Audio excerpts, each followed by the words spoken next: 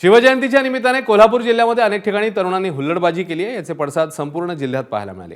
शिवभक्तांनी या घटनेचा निषेध व्यक्त केलाय। अशा पद्धतीने शिवजयंती साजरी करणारे शिवभक्त असू शकत नाहीत, त्यामुळे पोलिसांनी तातडीने कारवाई करावी अशी मागणी शिवभक्तांनी केली आहे।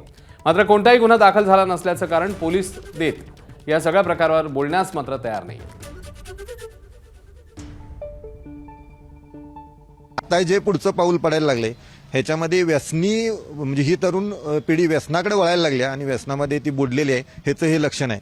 फक्त धोका हा शिवजयंती पुरता नाही, तर ही त्यांना लागलेली सवय आहे ती त्यांच्या गावापर्यंत घेऊन जातील। पुंगळ्या गाड्याच्या काढाव्या आणि गाड्या फिरवाव्या, लोकांना त्रास द्याव्या, गाड्या कुठेही कुठल्याही भट्टीत विडभट्टीत जातात, नासधूस करतात, लोकांना त्रास होतात।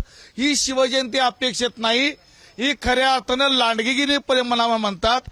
असल्या हुल्लडबाजांना शिवविचारात थारा नाही आहे, अशी शिवजयंती आम्हाला अपेक्षित नाही। अशा पद्धतीने जो कालचा प्रकार झालाय तो पूर्णपणे निंदनीय आहे। असा प्रकार इथून पुढे काल त्या जनतेनं त्यांना चोख प्रत्युत्तर दिलाय, पण इथून पुढे सुद्धा छत्रपतींच्या गडावर जाताना तिथलं पावित्र्य हे राखलंच पाहिजे, अन्यथा तिथली रयत येणाऱ्या त्या हुल्लडबाजांना त्या पद्धतीनं चोख प्रत्युत्तर दिलं आणि ते मावळे नाही आहेत, ते कावळे आहेत असं मी म्हणतो। एबीपी माझा, उघडा डोळे बघा नीट।